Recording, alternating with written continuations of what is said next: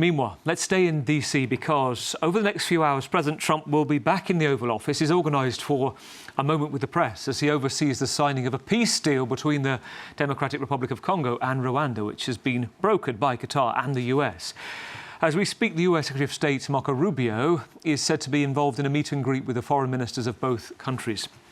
What we know is a draft agreement has been agreed by President Tshisekedi of the DRC and President Paul Kagame of Rwanda. It includes provisions to respect and to end hostilities. There's been a series of long-running conflicts in the eastern DRC, an area rich in natural resources and rare earth minerals, with two major wars fought since the 90s and the current conflict reignited in 2022, with Rwanda accused of supporting M23 rebel group there, which has seized early this year, seizing the north and south, the capitals of Kivu, Goma and Bukavu at the start of this year. Well, the UN reporting that between 900 to 2,000 people were killed during the offensive in Goma alone.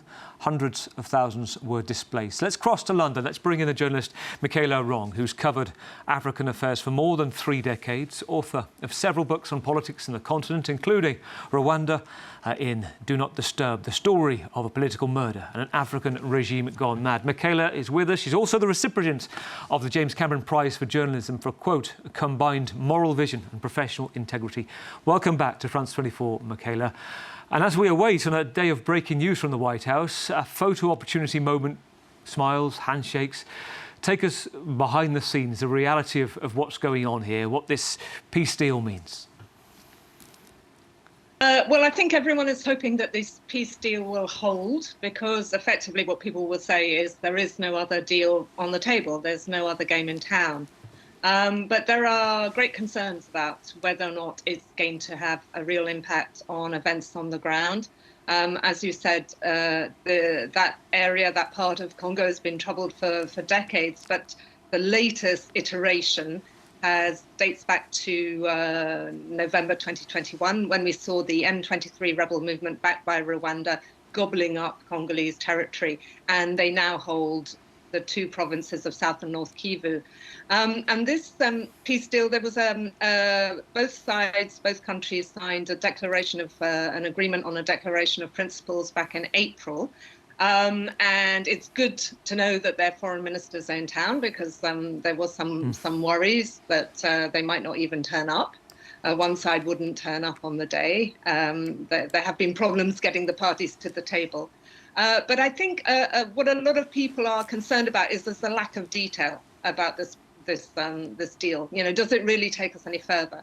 It's supposed to be a business for security deal.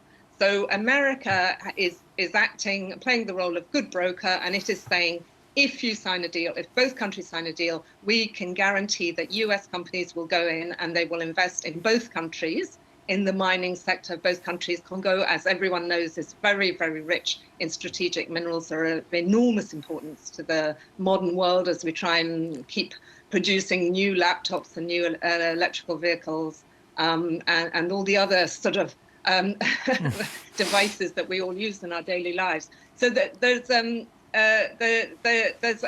this business for security. You know, on the Rwandan side, Rwanda is under pressure to pull its troops out of Congo. It's said to have up to 7,000 troops there at the moment, supporting the M23. It's been arming and giving strategic advice to the M23. And Congo is under pressure to stop tolerating the presence of the FDLR, which is an extremist Rwandan rebel group whose members back in the day took part in the 1994 genocide. So we know the broad principles. In exchange, America says its companies will go and invest in both countries' mining sectors. But we haven't seen the detail, and there are all sorts of things that could stop this actually happening.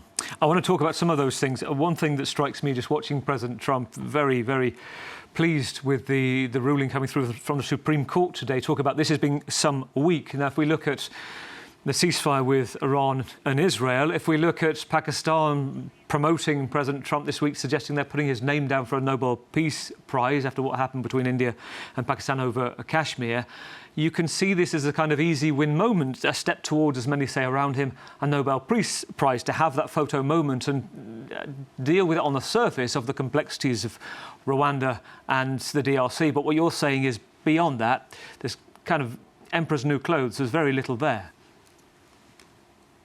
Well, yes, if you talk to people involved in these negotiations, they say that there's been an alarming level of substantive detail. And I think, there are many concerns. One is the M23 rebel movement is not going to be in Washington. It's not going to be signing this deal. It may not feel that it is obliged to respect the terms of this deal. Obviously, Rwanda provides it with key weaponry and key strategic advice and is backing it to the hilt. But, as everybody knows, puppets often cut their own strings and like to go it alone. So there's a question of whether or not they will play ball. The M23 has been recruiting followers since the start of this year, when it had these amazing successes in Goma and Bukavu. Success breeds success. So lots of young men who might normally have joined the Congolese army have joined the M23 instead. At the same time, we hear that the FDLR, this extremist Rwandan rebel group, has also been recruiting young men who object fiercely to the fact that there are Rwandan troops and Rwandan-backed rebels controlling more and more territory. So both sides have actually recruited new members, and yet they're both now being expected to disarm, disengage, pull back. And the M23 in particular is going to be asked to remove itself from the capitals of Goma and Bukavu. Those are big asks, and we were expected to see some movement.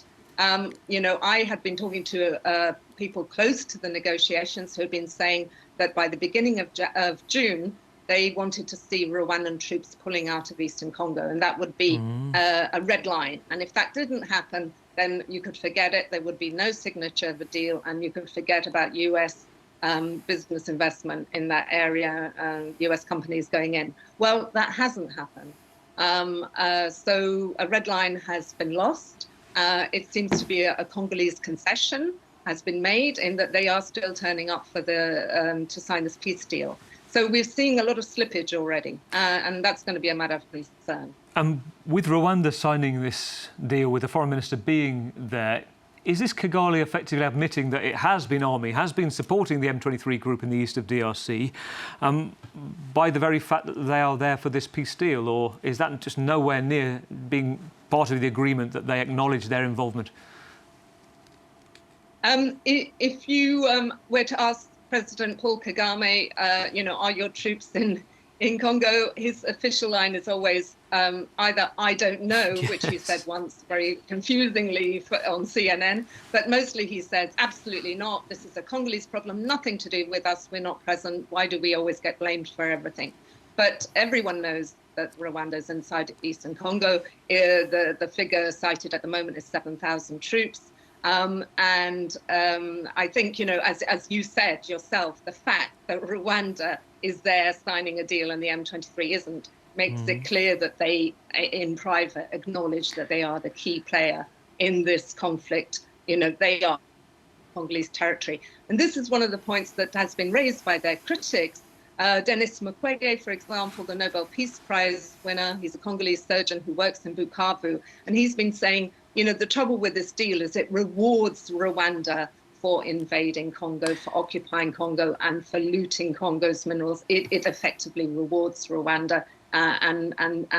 This is not, we should have seen instead Rwandan army officers be in the dock, prosecuted for the war crimes committed on Congolese soil.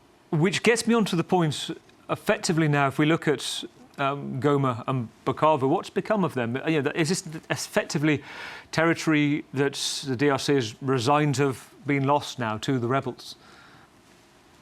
No, I don't think there's any sense of resignation on the Congolese part. It's true that since late January, these areas have been under the control of the M23. Sorry for that. No. I'm so sorry. I'm still with you. Carry on, Michaela. I'm sorry. Yeah. The M23 is now in control of Goma. It's in control of Bukavu, and what it's been doing is trying to set up administrative bodies, tax bodies, organized tax, setting in, put in place police administrative office arrangements. And also it's been vetting the appointment of local traditional leaders. And what we hear is they've also been burning documents and burning title deeds of Congolese people who have been forced to leave their farms because the areas in which they were farming before became so dangerous. So these are not the actions of a rebel movement that it is planning to pull out and hand over to the old authorities. And can I ask what the difference is this time? Because we're seeing a man who's making the deal, and you've referred to it at the beginning. There have been other attempts, including in Rwanda at the end of 2024, where Paul Kagame didn't turn up to actually sign the deal in the end. But the man making this deal for the US side, we often talk about Steve Witkoff on Gaza, Iran, Ukraine, Mr. Fix-It on foreign affairs. Tell us about Masad Boulos, Trump's negotiator here, who's worth saying his son is married to Donald Trump's daughter, Tiffany. Yes, I think he was a bit of a new player for many of us. I certainly hadn't heard about him until earlier this year. He's of Lebanese extraction. He's a businessman. But I think his appointment advisor to Trump was very much in keeping with what we've seen elsewhere in the world, with Witkoff playing a role in the Ukraine. Trump likes to ask businessmen to sort out problems that in more traditional administrations would be asking diplomats and politicians and strategists to play a role. So I think it's very typical of Trump that he asked Boulos to try and sort this out. And I think it really gives you a sense of what deal is on the table. This is being presented as a business deal, a deal in which it's win-win for every player. Rwanda, we are told, will be allowed and encouraged to process Congolese minerals on its soil, but it will be doing so legally instead of doing so illegally as it does at present.